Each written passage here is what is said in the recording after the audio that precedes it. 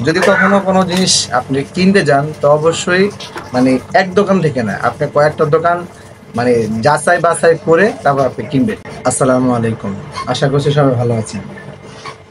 আজকে আপনাদেরকে একটা জিনিস দেখাই, হয়তো দেখলে অনেকের হয়তো অভিজ্ঞতা হবে।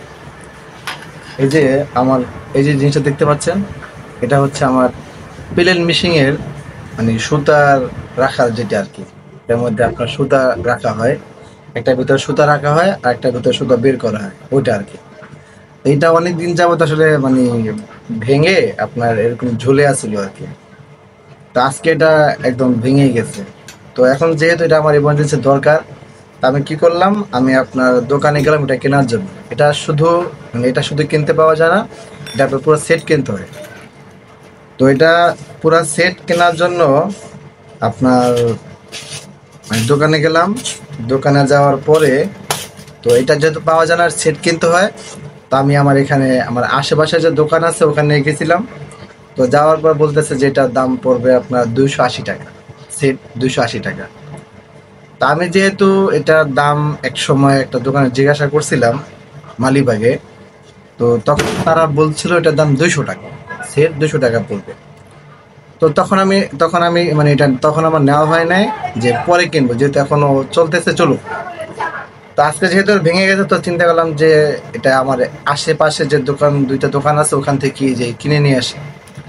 তো পরে ওখানে গেলাম, তো বলতেছে এক দোকানে বললো আপনার 250 টাকা লাগবে একদম, কোনো দাম কম হবে না। তো পরে ওখান থেকে নিলাম না।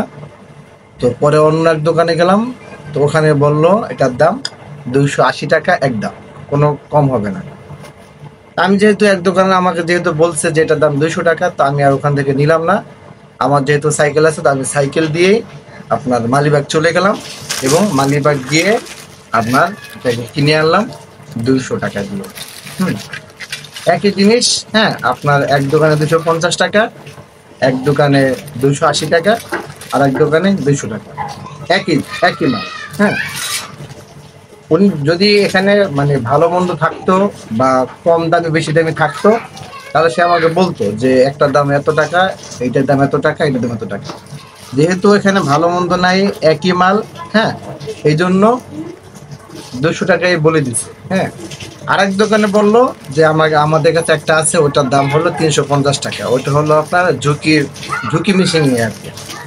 আমি ওইটা কিনলাম না, আমার যেহেতু ঝুঁকি মেশিন না, এই জন্য আমি এটাই নিলাম 200 টাকা।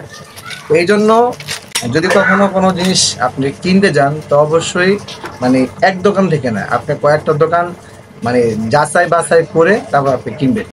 কারণ দেখা যায় এখন সবাই আসলে ব্যবসায়ী, সব ব্যবসায়ী সব ব্যবসায়ী না, কিছু আসলে অসাধু ব্যবসায়ী। হ্যাঁ, তারা আসলে মানে মালের দাম দ্বিগুণ নেয়। হ্যাঁ, আশেপাশের দোকান না থাকার কারণে তারা মালের দাম দ্বিগুণ নেয়। এই জন্য আপনি যখন কিনবেন অন্ততপক্ষে মানে 2-3টা দোকান দাম যাচাই বাছাই করে কিনবেন, তাহলে হয়তো আপনি একটু কমে কিনতে পারবেন।